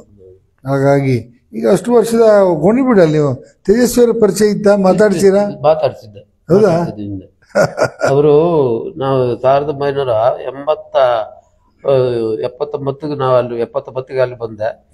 79 ಅಲ್ಲಿ ಒಂದು ಎಸ್ಟೇಟ್ ಇದೆ ಅಂತ ಹೆಸರು ಇತ್ತು, ಅದಕ್ಕೆ ಎವರ್ ಗ್ರೀನ್ ಎಸ್ಟೇಟ್ ಅಂತ ಅಲ್ಲಿ ಇದ್ರು. ಅವ್ರದ್ದು ತೋಟ ಅದು, ಇದ್ರು ಅವ್ರು ಶಿಕಾರಿ ಎಲ್ಲ ಮಾಡೋರು. ನಾವು ನಮ್ಮ ಮಾವಾರ ಒಂದು ಇದು ತೋಟಕ್ಕೆ ಹೋಗಿತ್ತು, ಅದನ್ನ ಹಿಡ್ಕೊಂಡು ಹೋಗ್ತಿದ್ದೆ. ಆದ್ರಿಂದ ಅವ್ರಿಗೆ ಪರಿಚಯ ಮಾತಾಡಿರ ಜೊತೆ ಮಾತಾಡಿದ್ರು ಅವಾಗೆಲ್ಲ ಮಾತಾಡಿ ನಮಗೆ ಹತ್ರ ಅಲ್ವಾ ಅಲ್ಲಿ ಬರೋದು. ಓಕೆ, ಇನ್ನೇನಾದ್ರು ಹೇಳಕ್ ಇದೆಯಾ ತೇಜಪ್ಪನವ್ರೆ? ಇನ್ನು ಹೇಳಲಿಕ್ಕೆ ಅಂತಂದ್ರೆ ನಾನು ಇದು ಚಿಕ್ಕಮಗಳೂರು ಜಿಲ್ಲಾ ಯೂನಿಯನ್ ಸಹಕಾರ ಸಂಘ ಇದೆಯಲ್ಲ, ಅದರಲ್ಲಿ ನನ್ನನ್ನು ಇಲ್ಲಿಂದ ಒಂದು ವೋಟಿಂಗ್ ಆಗಿ ಕಳ್ಸಿಕೊಟ್ರು ಲ್ಯಾಂಪ್ ಸೊಸೈಟಿಯಿಂದ. ವೋಟಿಂಗ್ ಆಗಿ ಕಳ್ಸಿಕೊಟ್ಟಾಗ ನಾನೇನ್ ಮಾಡಿದೆ, ಅಲ್ಲಿ ಸ್ಪರ್ಧೆ ಮಾಡಿದೆ ಎಲೆಕ್ಷನ್ಗೆ ಸ್ಪರ್ಧೆ ಮಾಡಿದೆ. ಮಲ್ಲೇಶಪ್ಪ ಅಂತ ಗೊತ್ತಿರ್ಬೇಕು, ಕಡೂರಿನವ್ರು. ಅವ್ರು TAP ಸೊಸೈಟಿ ಅಧ್ಯಕ್ಷರಾಗಿದ್ರು. ಅವ್ರ ಎದುರುಗಡೆ ಕಂಟೆಸ್ಟ್ ಮಾಡಿದೆ. ಕಂಟೆಸ್ಟ್ ಮಾಡಿದಾಗ ಅಳಸೆ ಬೈರೇಗೌಡರು ಜಿಲ್ಲಾ ಪರಿಷತ್ ಅಧ್ಯಕ್ಷರು, ಅವ್ರ ಹತ್ರ ಹೇಳಿದೆ, ನಾನು ಈ ತರ ಎಲೆಕ್ಷನ್ಗೆ ಚುನಾವಣೆಗೆ ನಿಂತಿದ್ದೀನಿ, ತಾವು ಸಹಕಾರ ಮಾಡಬೇಕು, ಅವರಿಗೆ ಮಲ್ಲೇಶಪ್ಪ ಅವ್ರಿಗೆ ಸ್ವಲ್ಪ ಹೇಳಿ ಅಂತೇಳಿ. ಓ ಏನ್ ಮರ ನೀನು ಅವ್ರ ಎದುರುಗಡೆ ನಿಂತಿದ್ದೆ ಎಲೆಕ್ಷನ್ಗೆ ಅಂತಂದ್ರು. ಎಲೆಕ್ಷನ್ ನಿಲ್ಲೋದು ಸೋಲೋದು ಗೆಲ್ಲೋದು ಏನು ಮಾಡ್ಲಿಕ್ಕೆ ಆಗೋದಿಲ್ಲ, ನಿಂತಿದ್ದೀನಿ. ಆಮೇಲೆ ನಿನಗೇನಾದ್ರು ನಾನು ದುಡ್ಡು ತಗೊಳ್ಳೋದಾದ್ರೆ ನಾನು ಎಲೆಕ್ಷನ್ ಕಂಟೆಸ್ಟ್ ಮಾಡ್ತಿರ್ಲಿಲ್ಲ ಅಂತಂದೆ. ಮತ್ತೆ ನಾನು ಅವರಿಗೆ 5 ಓಟ್ ಆಯ್ತು, ನನಗೆ 3 ಓಟ್ ಆಯ್ತು. ನಾನು ಸೋತೆ, ಅವ್ರು ಗೆದ್ರು. ಅಂದ್ರೆ ನಿಮ್ಮ ಕಾಲದಲ್ಲಿ ಆಗ ನನಗೆ ಇವರು BC ಲೋಕಪ್ಪ ಗೌಡ್ರು ತುಂಬಾ ಸಹಕಾರ ಮಾಡಿದ್ರು ನನಗೆ ಚುನಾವಣೆ ನಿಲ್ಲೋಗ. ನನಗೆ ಕಡೂರಲ್ಲಿ ಒಂದು ಇದು ಡೈರೆಕ್ಟರ್ ಇದಿತ್ತು, ಓಟ್ ಇತ್ತು, ಅಲ್ಲಿಗೆ ಕಳ್ಸಿದ್ರು. ರಾತ್ರಿ ನಾನು ಸುಮಾರು 9 ಗಂಟೆ ರಾತ್ರಿಗೆ ಹೋದೆ ಅಲ್ಲಿಗೆ.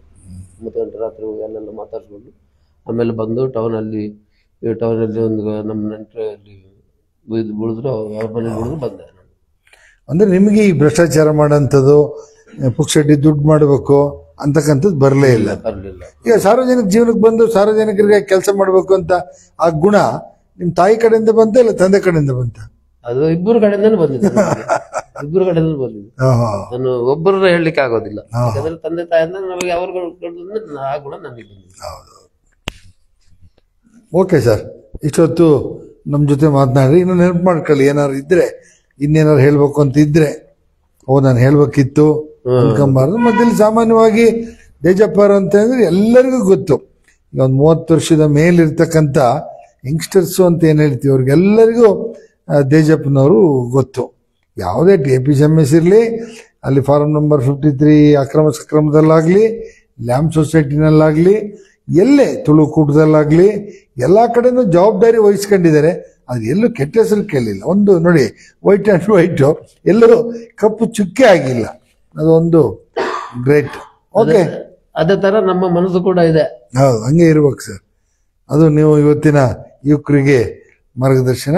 ಓಕೆ, ಬಂದು ನಮ್ಮ ಸ್ಟುಡಿಯೋದಲ್ಲಿ ಮಾತನಾಡಿದ್ರಿ, ತುಂಬಾ ಸಂತೋಷ ಆಯ್ತು. ಅವಿನ್ ಟಿವಿ ಬಗ್ಗೆ ಏನ್ ಹೇಳಕ್ ಇಷ್ಟಪಡ್ತೀರಿ ಸರ್? ಅವಿನ್ ಟಿವಿ ಬಗ್ಗೆ ನಾನು ಹೇಳಲಿಕ್ಕೆ ಇಷ್ಟಪಡೋದು ಅಂತಂದ್ರೆ, ನಾನು ಇಲ್ಲೂ ನೋಡ್ಲಿಲ್ಲ, ಆದ್ರೆ ಅವಿನ್ ಟಿವಿ ಬಗ್ಗೆ ನನಗೆ ಅಭಿಮಾನ ಇದೆ. ಯಾಕೆ ಅಭಿಮಾನ ಇದೆ ಅಂತಂದ್ರೆ, ನಾನು ಸುಮಾರು ಕಡೆ ಎಲ್ಲ ಫಂಕ್ಷನ್ ಪ್ರೋಗ್ರಾಮ್ಗಳೆಲ್ಲ ಹೋದಾಗ ನೀವು ಅಲ್ಲಿ ನಮ್ಮ ಜೊತೆ ನಿಮಗೆ ಇವರು ಅಂತಲ್ಲ, ನೀವು ಎಲ್ಲರ ಜೊತೆ ಬೆರಿತೀರಿ, ನೋಡಿದೀನಿ. ಹಾಗಾಗಿ ನನಗೆ ಸ್ವಲ್ಪ ಅಭಿಮಾನ ಇದೆ, ಆಯ್ತಾ. ಹಾಗಾಗಿ ನನಗೆ ಅಭಿಮಾನ ಇದೆ. ಜೊತೆಗೆ ನಾವೆಲ್ಲ ನೋಡ್ತಾ ಇರ್ತೀವಿ, ಕೇಳ್ತೀವಿ.